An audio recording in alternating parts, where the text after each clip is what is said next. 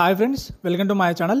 So AP ఎంసెట్లో BSc nursing కౌన్సిలింగ్కి సంబంధించి verification ఎలా జరుగుతుంది, సో వెరిఫికేషన్ ప్రాసెస్లో VO1 అంటే ఏంటి, VO2 అంటే ఏంటి, సో వెరిఫికేషన్ తర్వాత మనకి నెక్స్ట్ ప్రాసెస్ ఏంటి, సో వీటి గురించి ఇప్పుడు డీటెయిల్గా తెలుసుకుందాం.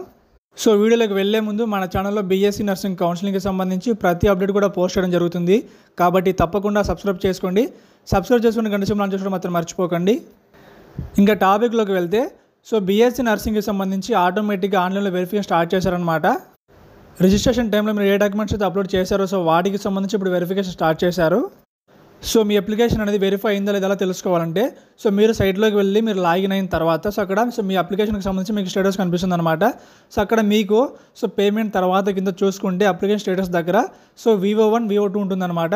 సో VO1 వచ్చిందంటే సో అక్కడ మనకి వెరిఫికేషన్ ఆఫీసర్ 1 అనమాట.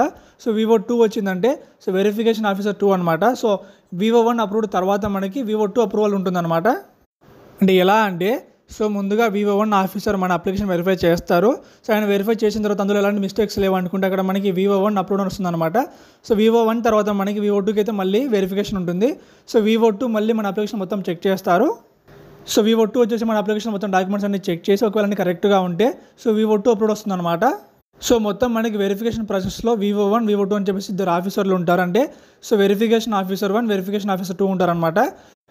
వెరిఫికేషన్ ఆఫీసర్ 1 మన అప్లికేషన్ అప్రూవ్ చేసిన తర్వాత సో మళ్ళీ తర్వాత వెరిఫికేషన్ ఆఫీసర్ 2 మన అప్లికేషన్ అప్రూవ్ చేయాల్సి ఉంటుంది.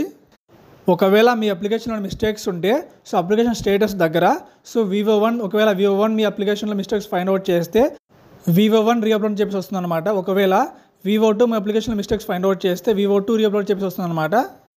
సో అలా రీఅప్లోడ్ అని చెప్పేసి వచ్చిందంటే మీ మొబైల్కి ఖచ్చితంగా ఒక SMS ఈమెయిల్ వచ్చి ఉంటుంది.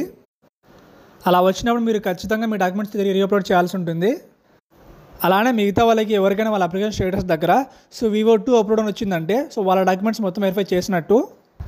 ఒకవేళ మీ డాక్యుమెంట్స్ మొత్తం వెరిఫై చేసినట్లయితే సో మీ మొబైల్కి ఒక SMS ఈమెయిల్ వస్తుంది అనమాట.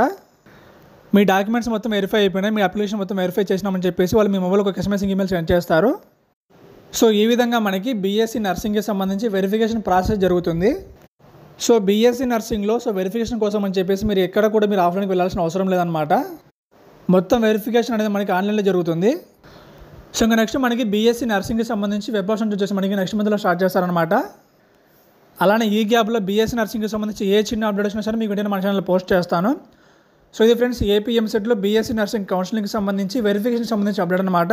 సో దీనికి సంబంధించి మీకు డౌట్స్ ఉంటే కింద కామెంట్ చేయండి. ఇంకా మీకు వీడియో నచ్చితే లైక్ చేసి షేర్ చేసి సబ్స్క్రైబ్ చేయండి. Thank you.